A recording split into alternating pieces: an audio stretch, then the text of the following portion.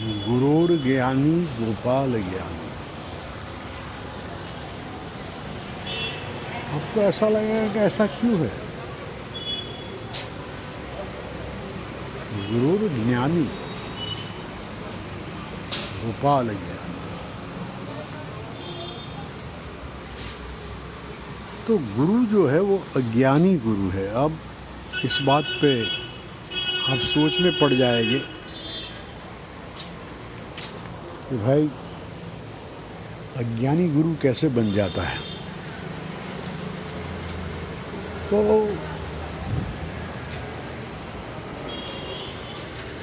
इस संसार में आप देखेंगे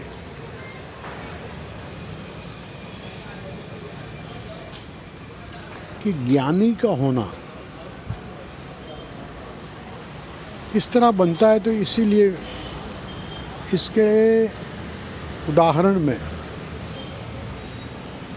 मुझे उपनिषद की ये बात याद आती है। उपनिषद में कोई एक नचिकेता की कि किसकी वो एग्जैक्ट मुझे अभी कुछ फिलहाल नाम नहीं याद आता है, लेकिन एक गैया चराने वाला चरवाहा है। उसे आत्मा ब्रह्म ये क्या है वो रहस्य जानने की इच्छा होती है। वो गुरु के पास जाता है। तो उस जमाने में ऋषि लोग थे, वो मार्गदर्शन करते थे। तो ऋषि के पास जाता है।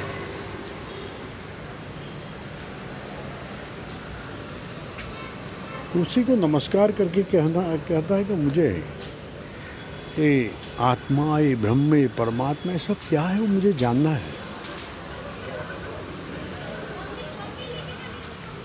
ऋषि बोलते बात सही है तेरी, लेकिन ये जानने के लिए फिलहाल तू क्या करता है? मैं तो ऐसे गैया चराता हूँ, चरवाहा हूँ, गोपाल हूँ,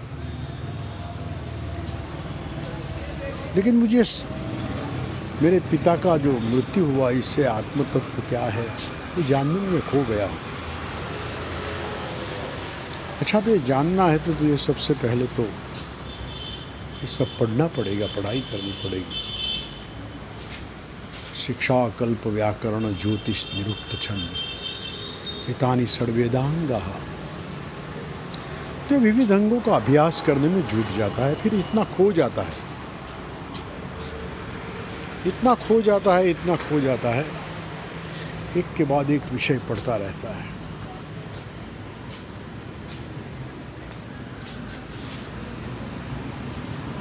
कई साल बीत जाते हैं, लेकिन फिर भी उसे पढ़ाई के बाद गुरु को वंदन करता है। गुरु महाराज अब मुझे बताओ, मैं तो पढ़ा है। तो गुरु ने बोला कि अच्छा तुम पढ़े हो सही है, लेकिन तुम्हें वेद मालूम है? कि नहीं। तो वेद तो तुम्हें पढ़ने पड़ेंगे। तो फिर वो वेदों का ज्ञान लेता है। इसमें कई साल गुजर जाते हैं। वेद का ज्ञान, ऋग्वेद, यजुर्वेद, सामवेद, अथर्ववेद, कई साल गुजर जाते हैं। तो इसमें बड़ा खो जाता है। फिर गुरु के पास आता है, गुरु महाराज अब मुझे बताओ कि अब मैं क्या करूं? गुरु महाराज ने कहा तूने पढ़ा तो सही है, लेकिन इस पे तुझे जो चिंतन करना चाहिए वो नहीं किया है। चलो मैं तुम्हें एक प्रश्न पूछूं, तुझे क्या ये पेड़ के पत्ते में वेद दिखाई देता है? ये बोलता है ना, वो मुझे नहीं दिखाई देता है। बस यही तेरा ज्ञान अधूरा है। पहले तो चिंतन के बिना तुझे नहीं आएगा। तो चिंतन में खो जाता है, बहुत चिंतन, गूढ़ रहस्यों में खो जाता है। इसमें भी कई साल बीत जाते हैं। तो कई साल बीतने पर फिर वो गुरु के पास आता है। गुरु ये सब मैंने बहुत चिंतन किया, मैं आपके पास आया। अब आप आज्ञा करें मैं क्या करूं, क्यों ये पढ़ाई में खो गया है, पढ़ते रहता है, उसमें इतना आनंद आता है। तो फिर गुरु के पास आता है, फिर गुरु को पूछता है, गुरु के ये पढ़ो। अब तो चिंतन की बात आई, चिंतन में खो गया है। चिंतन में खोने के बाद फिर से वो गुरु के पास आता है। गुरु के पास आकर फिर से प्रश्न करता है कि गुरु महाराज, मुझे प्रश्न है कि अब मैं आगे क्या करूं। बहुत अच्छी बात है। गुरु महाराज कहते कि चल, तुझे पेड़ के पत्तों में वेद दिखाई देता है। तो इसमें ऐसे सोचता है, हाँ गुरु, मुझे पेड़ के पत्ते में भी दिखाई देता है, मुझे तो यहाँ सर्वत्र मैं वेद देख सकता हूँ। गुरु जी, मैं आप में भी वेद देख सकता हूँ। बस अब मुझे बताइए मैं क्या करूं। गुरु महाराज हंसते हैं और कहते हैं, अब करने की बात में तो ऐसा है कि मैं तुम्हें अब प्रश्न करता हूँ, इसके पहले क्या करता था कि ये वेद पढ़ता था, इसके पहले क्या करता था, ये सब ग्रंथ वगैरह पढ़ता था, इसके पहले षडांग वेद के जो अंग है सभी अंग का अभ्यास करता था, इसके पहले क्या था, इसके पहले अलग अलग जो आपने बताया वो पढ़ता जाता था, इसके पहले क्या करता था। तो सोचते सोचते उसके माइंड में आता है, ओह, मैं तो पहले गुरु जी गैया चराता था, मैं चरवाहा का काम करता था।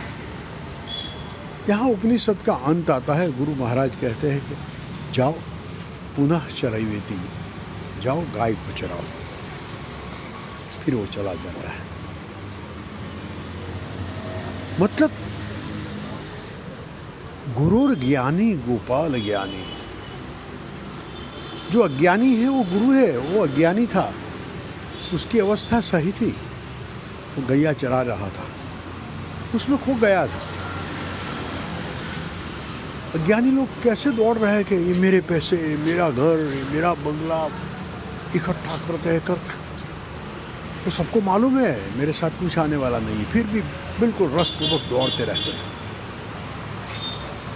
रसपूर्वक दौड़ते रहते हैं कि मेरी दौलत, मेरी धन, मेरा ये, मेरी संपत्ति, मेरा यश, मेरी क्रेडिट, मेरा ये भोग के साधन मेरे आ गए। हो जाता है, होते होते वो बूढ़ा हो जाता है, वो मर भी जाता है। वो अज्ञानी है, लेकिन बिल्कुल रसपूर्वक अपने काम में खोया हुआ है। तो इसे गुरु ये समझा रहे हैं कि गुरु ज्ञानी, ये जो अज्ञानी है वो गुरु है।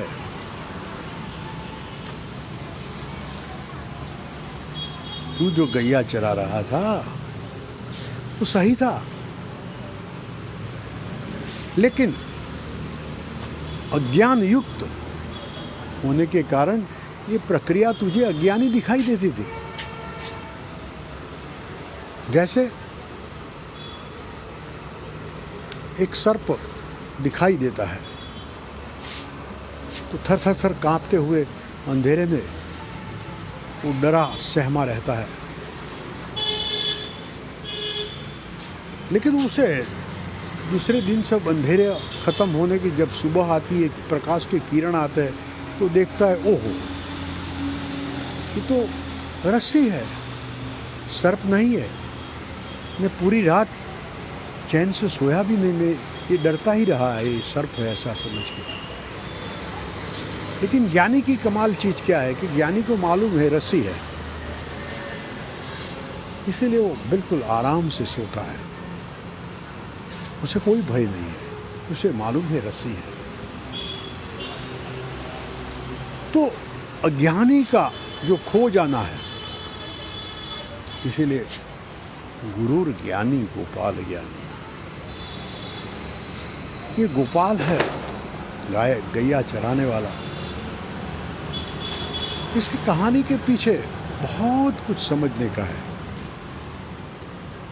ये सब जानकर क्या फायदा, बस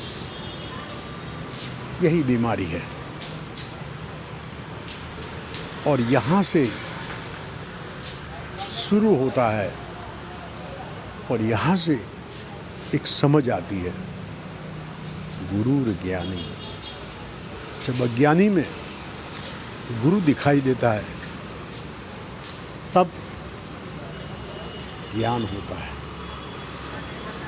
सब कुछ जान लेने के बाद मालूम पड़ता है, अरे ये सब कुछ जानते हुए भी मैं कुछ नहीं समझ सका।